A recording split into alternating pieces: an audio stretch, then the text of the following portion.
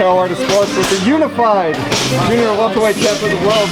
Man, you put in work today, man. It was hard me just chasing you with the camera. Yeah, you know, we finished our last sparring session today. We closed training camp today with 6 rounds of sparring and a little conditioning just to pick up the heart rate with the Slade. But we're ready. You know, we're excited. We're very motivated. We're looking forward to it. Man, you look in the best shape I've ever seen you. You know what I mean? You look fantastic, man. 1 week out. I noticed I was watching tape of you, not tape, but obviously your fight with Hooker, and I noticed something that you kind of feint with your feet and you kind of feint with your body work. I could see Hooker kind of biting at just your kind of jab step almost. Sure, yeah. I feel like your footwork is very underrated.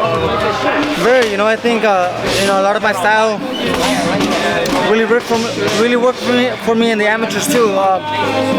I made it to the Olympic team in the 2012 London Olympic Games, and to win amateur fights, with fast boxers, you got to be in and out fast. And I think a lot of people misunderestimate my footwork, and my feints, and they think I'm just an aggressive fighter, but I don't see that. I'm always breaking at the waist. I'm always showing feints, and they never know what to expect, until it's already too late. It kind of got me thinking, because I've heard you talk about this fight, and kind of, a lot of people feel you just kind of come forward, but I feel like we might see like a Valdez-Bertilt type of fight out of you. You know what I mean? Kind of you showing something that maybe people haven't seen before, and another skill set that we haven't been able to see yet from you. Yeah, it takes fights like this to bring the best out of fighters. Fighting the best will bring the best out of me. So fighting against a guy like Darce Taylor is going to bring the best of Jose Ramirez, God willing. We come out victorious. We're more than prepared. You said you were sparring today. Obviously, there's plenty of great high quality sparring here. Have you sparred like Virgil and Mikey kind of leading up to this fight? There wasn't in camp. When I was here, and then I sparred Mikey early on in camp. But then once I picked up my sparring rounds, I had to focus on guys that were southpaw. Like Darce Taylor, and had more of that Darce Taylor, size and being southpaw. So Mikey and Virgil, they're both orthodox, both right-handers, and Mike is a little bit too small, and then and Virgil wasn't in camp. He just came this week to support, but it was we had a good sparring partners. So we had Javier Martinez, who's a 160-pounder, and we had Gianni Santillana, I believe, 147-pounder, who's a southpaw, and we also had a guy by the name of Felix, who was a southpaw, long and fast. So we had great work. Speaking of southpaw, you've sparred before back in the wild card.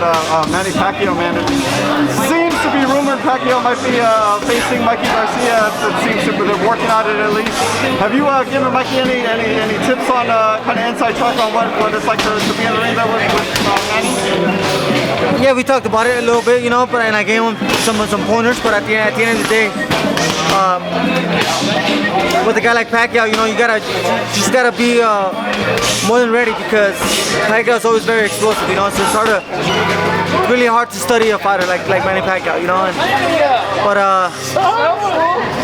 Mike is a very smart fighter, and I think most people misunderestimate his IQ in the ring.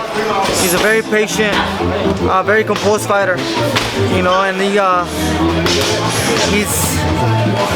he's very talented. I think he'll give Pacquiao a great fight. You're, whatever reason, not favored to win this fight, you know what I mean? The odds makers don't have you winning this fight.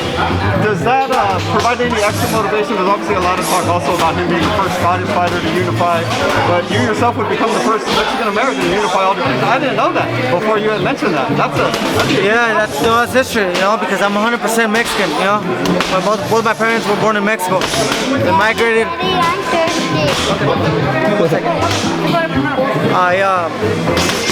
They both migrated, so I'm first generation in the United States, so I will be the first, you could say, Mexican-American, or, Mexican descent fighter to become undisputed in the four-bout era So it'll definitely be a legacy fight for me. It'll definitely open up the doors in the Hall of Fame. Man, I feel like these are what like dreams are made out of. You know what I mean? I feel like this is what you've been wanting for as a kid, to finally get all this attention, finally get kind of what you've been working hard for, man. What does that feel like? And to bring the attention to, you know, where you're from, Central Valley, and things like that. Talk about that. I don't know. I'm quite honored, and it's a blessing for me to be where I'm at now, and to be able to do the things I do outside of the boxing.